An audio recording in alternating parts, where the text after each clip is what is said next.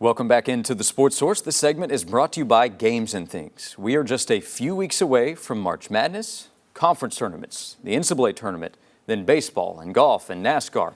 Sports fans, make your sports viewing all the better by visiting Games and Things and picking out some new home theater seats. No one in East Tennessee has a better selection, so go check out Games and Things. Guys, we have a new 5-7 college football playoff format that has been set.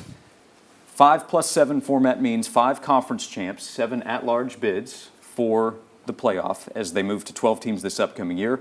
The top 4 ranked conference champs will be seeded 1 through 4, so they get the 4 byes. So you can go 10-3, 9-4 even if you're a conference champ somehow from one of the other conferences. You'll still be one of the top 4 seeds and get a first-round bye. There is no max amount of spots for one conference in the 12-team playoff.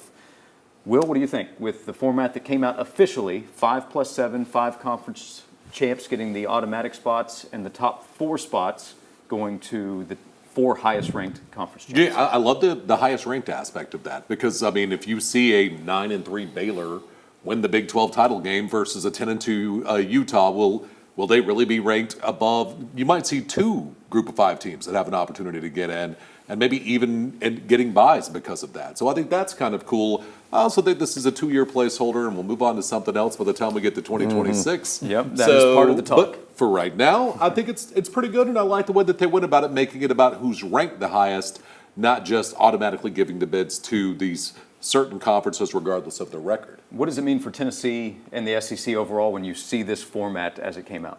It opens the door to get 1 or 2 more teams in the playoff. And Tennessee could very easily be one of those. They would have been one of those 2 years ago when they won 11 games and then beat Clemson in the Orange Bowl. So it opens the door a little bit more for Tennessee to get in. Let's face it, it's going to be hard for Tennessee right now to jump Georgia in particular, maybe even Alabama too, at this point. So I think it helps Tennessee a lot in that regard. And I would bet you that the Big Ten and the SEC are going to take the majority of those at-large spots.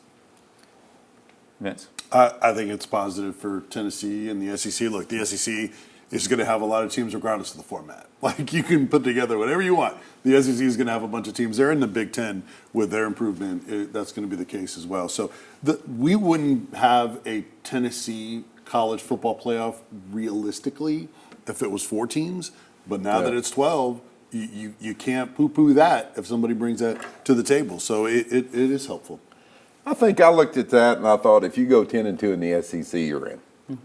You know, so in any given year, depending on how the schedule falls, this, that, and the other, I mean, could you see the SEC taking, you know, obviously I think 3 spots of the 12, I think will be kind of, could they take 4 spots out of the 12? Sure. Yeah, I think they probably could, depending on how the schedule fell. So to me, if I'm Tennessee going forward, as much as I want to win the SEC championship, hey, let's get to 10-2, because I think if you get that, then you're playing for a national title. And I don't think that the committee is going to punish the SEC for playing an 8-game schedule right now. I think those teams that think they're a potential playoff team, you better make sure your non-conference schedule is up to snuff. So then you grade the overall strength of schedule. If you're Georgia and you're 10-2, but you've played Georgia Tech, Ohio State, and Southern Cal, well, I don't care that you only played 8 conference games. But if you played a bunch of cupcakes, you're 10-2, Michigan's 10-2, Michigan's got a better chance of getting in. Well, so what you do non-conference-wise schedule is going to impact this. And I get concerned, though, that once we go to we're already talking about doing stupid things. Because I don't love the idea of 8, 16. This seems pretty easy to me. Why did we go 12 and have buys? It doesn't make sense. They're already talking about a 14-team playoff. And instead of doing it exactly like the NFL does, which sets record numbers and pulls in a ton of revenue, no. 4 teams get a bye, 4 from the SEC, 4 from the Big Ten, and then everybody else kind of figures it out. I have a concern that this is a 2-year placeholder and then we're going to do something a little weird instead of just doing the thing that works already. Yeah, Bill Hancock from the playoff committee confirmed this week that they did discuss a 14-team playoff, which could begin in 2026. And those power conferences, the Big Ten and the SEC, want more automatic qualifiers. Yeah. Which sucks. I mean, so if you're the best, why do you have to get an automatic spot? So Guaranteed 4 is what they asked for? Yeah. But I'm like, well, why don't you just go to 16? Yeah. I mean, why not? I thought they should have, before they went to 12, I thought they should have gone to 16. And now you're talking about going to 14, probably on your way to 16? No, don't. Just go ahead and go to 16, or do what the NFL does. 2 teams get a bye and work it out from there. Well, that's why the 14, right? Right. Yeah. So that you'd have a bye for a couple of teams. Yeah, but they're saying 4 teams will get a bye. Go to 16. Yeah. then. I don't like that. Well, 2028, they can go to 16 after they Two-year placeholder. Do you guys have a sweet spot? Would it be a lower number? Would it be up to 16? Do you have a sweet spot for what the perfect playoff number would be? Hey, for me, There's it's obviously no going 16. back, by the way. I thought the FCS playoff was perfect at 16. It was wild. It was awesome. It was at school sites. So I loved the 16. I thought 16 was the perfect I'm in number. favor of 16. I understand trying to give a bye to maybe the 2 best teams or whatever, but I like 16. That's a good round number. I'm a 16 guy too. I thought that forever. Go to 16. People say, well, the 16 best team doesn't have a chance. Probably not.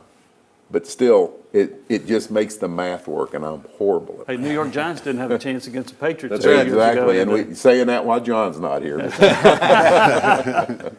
I'm reluctant on 16. It may work out. I would say 12 is okay for right now. I know it's not going to stay there. But this theory that, we had blowouts in the semifinals before, now you're going to expand it, we're going to have even more blowouts. No, you're going to have closer, more competitive games because you have a lot of teams that Yeah. are similar in their ability. There was even some, why don't we just go back to the BCS talk this week? That's one thing I can guarantee is not going to happen. Right. Why? Good. Money again becomes the answer. I don't want to clutch in my car either, so. When we come back here on the Sports Source, Tennessee versus Auburn, Bruce Pearl versus Rick Barnes. We have a Cavaliers line. We'll come back and discuss.